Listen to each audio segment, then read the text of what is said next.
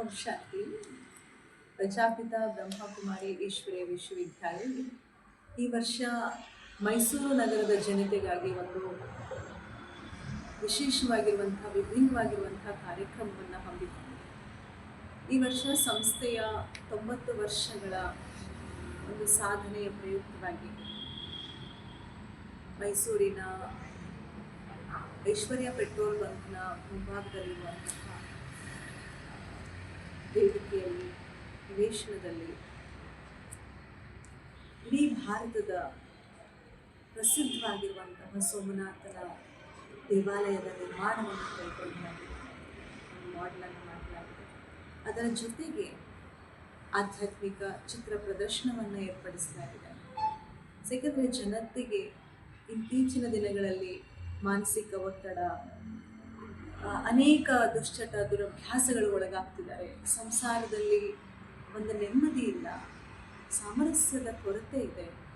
ಇವೆನ್ನೆಲ್ಲ ಮನಗಂಡು ಈಶ್ವರೀಯ ವಿಶ್ವವಿದ್ಯಾಲಯ ಈ ವರ್ಷ ಕೇವಲ ಶಿವರಾತ್ರಿಯನ್ನು ಒಂದು ಜಾಗರಣೆ ಅಂತ ಹೇಳಿದ್ರೆ ಜನರಲ್ಲಿ ನಿಜವಾದಂತಹ ಆಂತರಿಕ ಜಾಗೃತಿಯನ್ನು ಮೂಡಿಸುವಂತಹ ನಿಟ್ಟಿನಲ್ಲಿ ಒಂದು ಜನ ಜಾಗೃತಿ, ಮನ ಜಾಗೃತಿ, ಜೀವನದ ಜಾಗೃತಿಯನ್ನು ಮೂಡಿಸಲಿಕ್ಕೆ, ಮಕ್ಕಳಿಗೂ ಕೂಡ ಒಂದು ಚಾರಿತ್ರ್ಯ ನಿರ್ಮಾಣವನ್ನು ಕಂಡುಕೊಳ್ಳಿಕ್ಕೋಸ್ಕರ ಇವರೊಂದು ವಿಭಿನ್ನವಾಗಿರುವಂಥ ವಿಶೇಷವಾಗಿರುವಂತಹ ಪ್ರಯತ್ನವನ್ನು ಈಶ್ವರೀಯ ವಿಶ್ವವಿದ್ಯಾಲಯ ಕೈಗೊಂಡಿದೆ.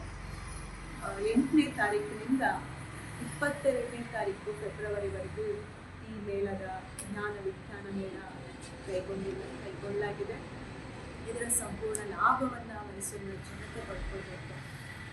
ಹಾಗೆ ಇದರಲ್ಲಿ ವಿಶೇಷವಾಗಿ ಸೋಮನಾಥನ ದರ್ಶನದ ಜೊತೆಗೆ ದ್ವಾದಶಲಿಂಗ ದರ್ಶನ, ಹಾಗೆ ಇವತ್ತು ಜಗತ್ತಿನಲ್ಲಿ ಇರುವಂತಹ ದುಃಖ ಅಶಾಂತಿಯನ್ನು ನಿವಾರಣೆ ಮಾಡಲಿಕ್ಕೆ ಒಂದು ವಿಶೇಷವಾಗಿರುವಂಥ ಮೈಂಡ್ ಸ್ಪಾನ್ ಕೂಡ ಆಯೋಜಿಸಲಾಗಿದೆ. ಅನುಭೂತಿಯ ಒಂದು ಮಂಟಪ. ಅದರಲ್ಲಿ ಇಡೀ ಭೂಮಿಗೆ ಬೇಕಾಗಿರುವಂಥದ್ದು ನಮ್ಮ ಒಳ್ಳೆಯ ಪ್ರಕಂಪನಗಳು, ಶಾಂತಿಯ ಪ್ರಕಂಪನ, ಸುಖದ ಪ್ರಕಂಪನ, ಖುಷಿಯ ಪ್ರಕಂಪನ, ಆನಂದದ ಪ್ರಕಂಪನ. ಅದನ್ನು ಎಲ್ಲರೂ ಕೂಡ ಆಂತರಿಕ ಶ್ರೇಷ್ಠ ಆಲೋಚನೆಗಳ ಮೂಲಕ ಶ್ರೇಷ್ಠ ಪ್ರಕಂಪನವನ್ನು ನೀಡಲಿಕ್ಕೋಸ್ಕರ ಅನುಭೂತಿ ಶಿಬಿರವನ್ನು ಕೂಡ ಅದರಲ್ಲಿ ಒಂದು ಅಂಗವಾಗಿ ಏರ್ಪಡಿಸಲಾಗಿದೆ. ಅದರ ಜೊತೆಗೆ ಚೈತನ್ಯ ನವದುರ್ಗಿಯರ ದರ್ಶನವೂ ಕೂಡ ಅದರ ಅಂಗವಾಗಿ ಏರ್ಪಡಿಸಲಾಗಿದೆ. ಸೊ ಇವೆಲ್ಲದರ ಲಾಭವನ್ನು ಪಡ್ಕೊಳ್ಬೇಕು. ಹಾಗೆ ಪ್ರತಿದಿನ ಸಾಂಸ್ಕೃತಿಕ ಕಾರ್ಯಕ್ರಮಗಳು ಕೂಡ ಇರುತ್ತೆ. ಸಂಜೆ 6 ಗಂಟೆಯಿಂದ 8 ಗಂಟೆ 9 ಗಂಟೆವರೆಗೂ ಕೂಡ ಈ ಕಾರ್ಯಕ್ರಮ ಇರುತ್ತೆ. 6 ಗಂಟೆಯಿಂದ 7 ಗಂಟೆವರೆಗೂ ಗಾಯನ ಹಾಗೂ ಸಣ್ಣ ಆಧ್ಯಾತ್ಮಿಕ ಚಿಂತನೆಯ ಒಂದು ಸಣ್ಣ ತುಣುಕಿನ ಒಂದು ಪ್ರವಚನ ಇರುತ್ತೆ. ನಂತರ 6 ಗಂಟೆಯಿಂದ 7 ಗಂಟೆವರೆಗೆ, ನಂತರ 7 ಗಂಟೆಯಿಂದ 8 ಗಂಟೆವರೆಗೂ ನಗರದ ಹಾಗೂ ಚಿಂತಕರು, ಯಾರು ಆಧ್ಯಾತ್ಮಿಕ ಚಿಂತಕರಿದ್ದಾರೆ ಹಾಗೂ ವಾಗ್ಮಿಗಳಿದ್ದಾರೆ, ಅವರಿಂದ 1 ಗಂಟೆ ಪ್ರವಚನ ಹಾಗೂ ಒಂದು ಭಾಷಣ ಇರುತ್ತೆ.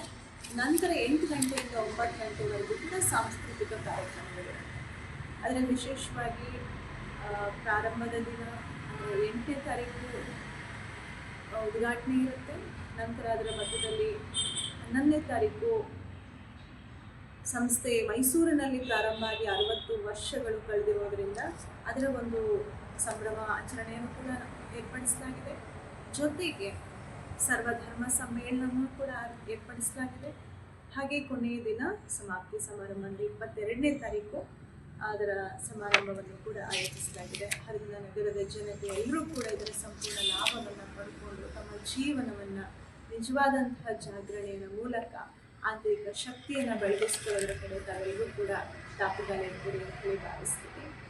ಈ ಉದ್ಘಾಟನೆ ಕಾರ್ಯಕ್ರಮಕ್ಕೆ ಯಾರ್ಯಾರು ಗಣ್ಯ ಅತಿಥಿಗಳು ಭಾಗವಹಿಸ್ತಾರೆ? ಸೊ 8ನೇ ತಾರೀಕು ಉದ್ಘಾಟನೆಯ ಕಾರ್ಯಕ್ರಮಕ್ಕೆ ಉದ್ಘಾಟನೆಯನ್ನು ಮಾಡಲಿಕ್ಕೆ ಪೂಜ್ಯ ಶ್ರೀ ಶ್ರೀ ಡಾಕ್ಟರ್ ನಿಶ್ಚಲಾನಂದ ಮಹಾಸ್ವಾಮೀಜಿಯವರು ಆಗಮಿಸ್ತಿದ್ದಾರೆ. ಮಹಾಸಂಸ್ಥಾನ ವಿಶ್ವ ಒಕ್ಕಲಿಗರ ಮಠದವರು.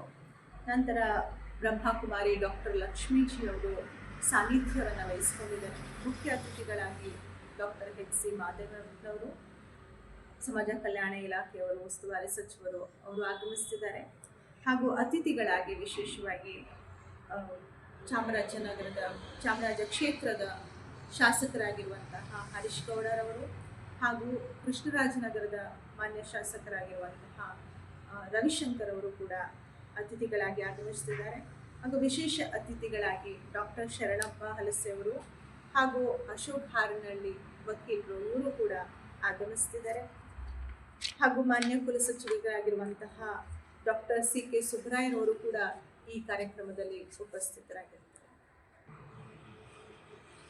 ಮೈಸೂರಿನ ಮಹಾಜನತೆಯಲ್ಲಿ ಒಂದು ಕಳಕಳಿಯ ವಿನಂತಿ. ಈಶ್ವರೀಯ ವಿಶ್ವವಿದ್ಯಾಲಯವು ಪ್ರತಿ ವರ್ಷದಂತೆ ಈ ವರ್ಷವೂ ಕೂಡ ಜನರ ಸೇವೆಗೋಸ್ಕರ, ಅವರ ಆಂತರಿಕ ಶಕ್ತಿಯನ್ನು ಜಾಗೃತಪಡಿಸಲಿಕ್ಕೋಸ್ಕರ ಒಂದು ವಿಶೇಷ ಕಾರ್ಯಕ್ರಮವನ್ನು ಹಮ್ಮಿಕೊಂಡಿದ್ದಾರೆ. ಅದರಿಂದ ತಾವೆಲ್ಲರೂ ಕೂಡ ಈ ಕಾರ್ಯಕ್ರಮದಲ್ಲಿ ಭಾಗವಹಿಸಿ ಇದರ ಸಂಪೂರ್ಣ ಲಾಭವನ್ನು ಪಡೆದುಕೊಂಡು ತಮ್ಮ ಜೀವನವನ್ನು ಸುಖಮಯ ಜೀವನವನ್ನಾಗಿ ನಡೆಸಿಕೊಳ್ಳಿಕ್ಕೆ ಪ್ರೇರಣೆಯನ್ನು ಪಡ್ಕೊಳ್ಳಿಕ್ಕೋಸ್ಕರ ಈ ಕಾರ್ಯಕ್ರಮದಲ್ಲಿ ಭಾಗವಹಿಸಿ ಈ ಕಾರ್ಯಕ್ರಮವನ್ನು ಯಶಸ್ವಿಗೊಳಿಸಿಕೊಡಬೇಕಾಗಿ ತಮ್ಮಲ್ಲಿ ವಿನಂತಿಸಿಕೊಳ್ಳುತ್ತೇನೆ.